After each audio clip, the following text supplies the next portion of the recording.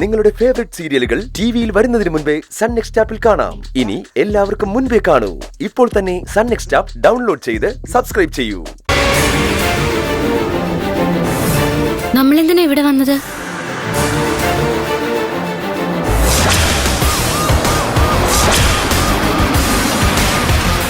അയ്യോ, പോലീസ്! പേടിക്കണ്ട, ഞാൻ സ്റ്റേഷനിൽ വിളിച്ചു പറഞ്ഞിട്ടാ പോലീസ് വരുന്നത്.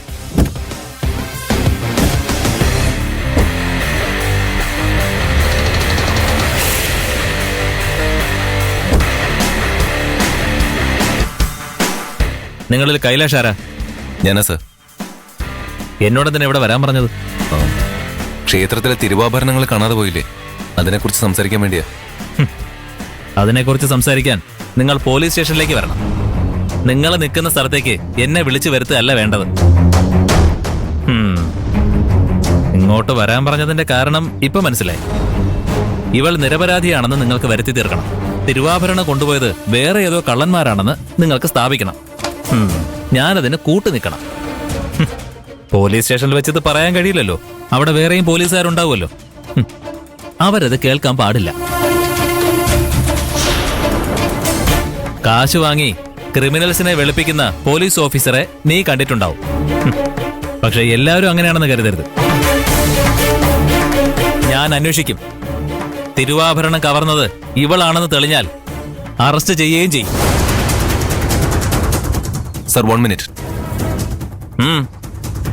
PKR ഗ്രൂപ്പ്സ് ഓഫ് കമ്പനീസിനെ കുറിച്ച് സാറ് കേട്ടിട്ടുണ്ടാവുമല്ലോ. അതിന്റെ MD ഞാൻ.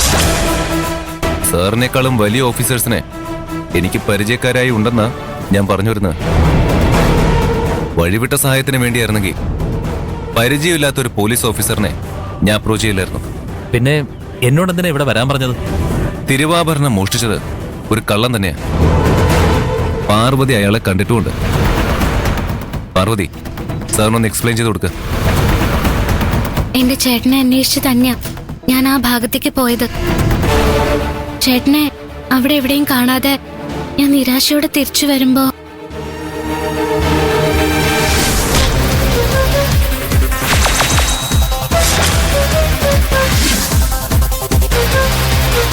സ്ഥിരം മോഷ്ടാക്കളിൽപ്പെട്ട ആളാണെങ്കിൽ അയാളെ കണ്ടുപിടിക്കാൻ എളുപ്പമാണ്.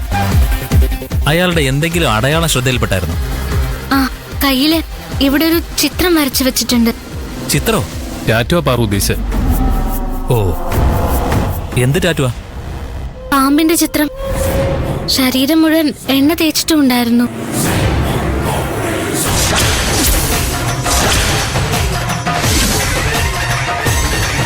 നീ പറഞ്ഞ ആളിനെ തന്നെ ആയിരിക്കണം. ഞാനും കണ്ടിട്ടുണ്ട്, ഉത്സവ പറമ്പിൽ വെച്ച്. സർ, അയാൾ അവിടെ എന്ത് ചെയ്യായിരുന്നു? ബലൂണ് വിൽക്കുകയായിരുന്നു. ബലൂണോ?